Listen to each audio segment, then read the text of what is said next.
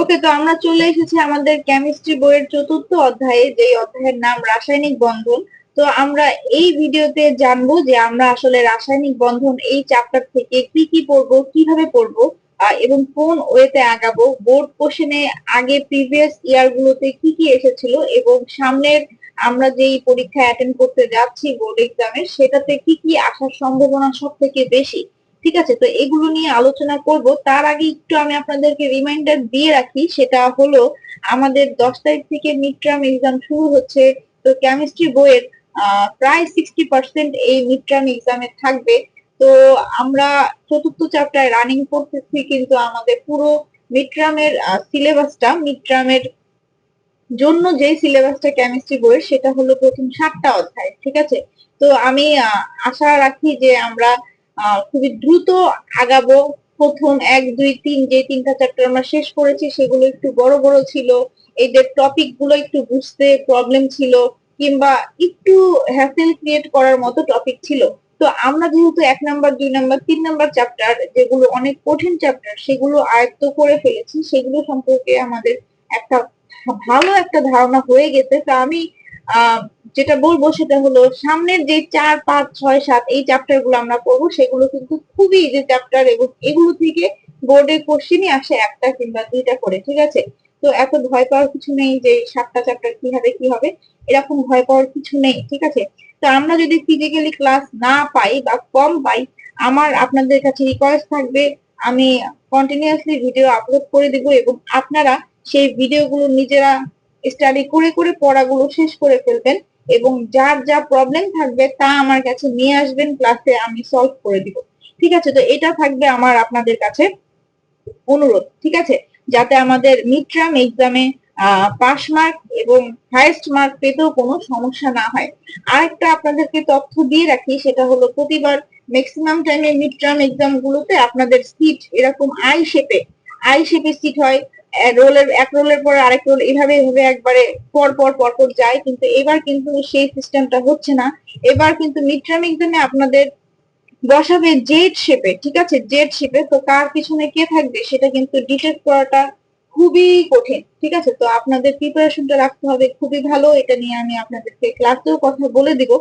তো আমরা আর দেরি না করে এখনই পড়তে বসি এবং পড়া চালিয়ে যাই, বাকিটা আল্লাহর ইচ্ছা। ঠিক আছে, তো এখন দেখেন এই রাসায়নিক বন্ধন চ্যাপ্টারে কি কি আছে। তো এই চ্যাপ্টারে অতি সংক্ষিপ্ত প্রশ্ন আছে 6টা, সংক্ষিপ্ত প্রশ্ন 4টা এবং রচনামূলক প্রশ্ন আছে 2টা। তার মধ্যে দেখেন আমি কিছু জায়গায় স্টার মার্ক দিয়ে রেখেছি, সেটা হলো রচনামূলক প্রশ্নের 1 নাম্বারে 4টা স্টার দেওয়া এবং 2 নাম্বারে কিন্তু কোনো স্টার মার্কই নাই। তার মানে ধরে নিতে পারেন যদি আসে আয়নিক বন্ধন কি, এটাই আসবে। ঠিক আছে, এবং আয়নিক বন্ধন কি এটার সাথে উদাহরণ সহ ব্যাখ্যা, এটার সাথে অথবা দেওয়া আছে, অথবা দিয়ে লেখা আছে সোডিয়াম ক্লোরাইড, যেটা হলো খাবার লবণ, এটা আসলে কিভাবে তৈরি হয়, এবং এই সোডিয়াম ক্লোরাইডের ভিতরে সোডিয়াম এবং ক্লোরাইডের মাঝে আয়নিক বন্ধনটা কিভাবে সৃষ্টি হয় সেটার ব্যাখ্যা। 2টা কোশ্চেনই কিন্তু আসলে সেম কোশ্চেন। ঠিক আছে, আয়নিক বন্ধন কি এটার উদাহরণে আসলে সোডিয়াম ক্লোরাইডটা এসে পড়ে।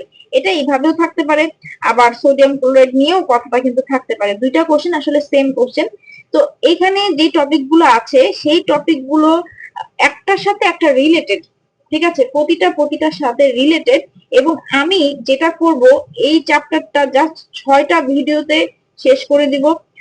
এটা তো প্রথম ভিডিও প্লে লিস্টের, যেটাতে একটু আলাপ আলোচনা হচ্ছে, এবং তার পরবর্তী 6টা ভিডিওতে আমি এই পুরো চ্যাপ্টারটা শেষ করে ফেলবো। তো প্রথম ভিডিওতে দেখেন আমি যেটা রাখবো সেটা হলো আসলে রাসায়নিক বন্ধনটা কি। ঠিক আছে, এই রাসায়নিক বন্ধনটা কি সেটা জানবো। এবং দেখেন 1-এর সাথে 6 রাসায়নিক বন্ধন কত প্রকার ও কি কি, এই জিনিসটাও আমরা জেনে ফেলবো। হ্যাঁ, এই 2টা কোশ্চেন একসাথে জানবো।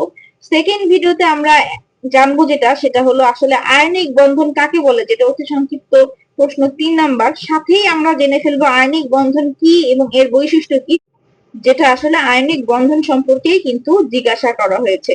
এবং একই ভিডিওতে আমরা আয়নিক বন্ধনের যে বড় প্রশ্নটা আছে সেটা সলভ করে ফেলবো। অর্থাৎ আমরা একটা ভিডিওতেই আয়নিক বন্ধন, এটার বৈশিষ্ট্য এবং এটা সংক্রান্ত যে বড় প্রশ্নটা আছে, এই 3টা টপিক শেষ করে ফেলবো।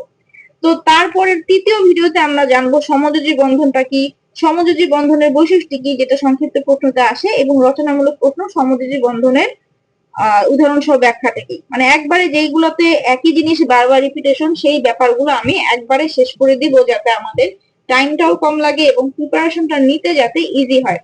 ঠিক আছে, এবং এর পরের ভিডিওতে আমরা সন্নিবেশ সমযোজী বন্ধনটা কি, এটা একটু নতুন টপিক থাকবে আপনাদের জন্য, এটা আমি একটু সেপারেটলি আলাদাভাবে একটু বুঝিয়ে দিব। তো এইভাবে আমি আগাতে থাকবো। বাকি থাকবে কি সিগমা ও পাই বন্ধনটা কি এবং সিগমা ও পাই বন্ধনের পার্থক্য। এই সিগমা সিগমা একই কথাগুলো একসাথে শেষ করে ফেলবো। এবং সর্বশেষ ভিডিওতে আমরা একবারে ইজি একটা জিনিস, অক্টেট নিয়মটা কি, যেটা আসলে অষ্টকের নিয়ম, এটা সম্পর্কে আমরা অনেকেই জেনে ফেলছি প্রথম চ্যাপ্টারে, সেটা সম্পর্কে আলোচনা করে 6টা ভিডিওর মাধ্যমে আমি এই চ্যাপ্টারটা শেষ করে দিব। ঠিক আছে, তো এখানে আমি পিডিএফটা সুন্দর করে এবার সাজিয়ে রেখেছি, কিভাবে পড়াবো, অতি সংক্ষিপ্ত প্রশ্ন, কোনটা কোনটা একসাথে আছে, কোনটা কোনটা একসাথে কিভাবে আছে, সেভাবেই আমি পিডিএফটা এবারে সাজিয়েছি। এবং এই পিডিএফটা আপনারা এই চ্যাপ্টারের প্লেলিস্টের ডেসক্রিপশনে এবং প্রতিটা ভিডিওর ডেসক্রিপশনে পেয়ে যাবেন। যারা আমার আসল স্টুডেন্ট আছেন, যারা আমার ক্লাসের স্টুডেন্ট আছেন, তারা ছাড়াও যারা বাইরে থেকে ভিডিওগুলো দেখতেছেন, তারা কিন্তু পিডিএফটা সহজেই সংগ্রহ করতে পারবেন। ঠিক আছে, তো এই ছিল আমার রাসায়নিক বন্ধন নিয়ে আলোচনা। এবং আমি আপনাদের গ্যারান্টি দিয়ে বলতে পারি এই চ্যাপ্টারের ম্যাক্সিমাম পড়া আপনারা আগেই পড়ে ফেলেছেন। ঠিক আছে, তো আর কথা না বাড়িয়ে আমরা নতুন ভিডিওতে আমরা আমাদের টপিক গুলো শুরু করে ফেলি। ঠিক আছে, তো আমরা ভালো থাকি, সুস্থ থাকি, কেমিস্ট্রি পড়তে থাকি।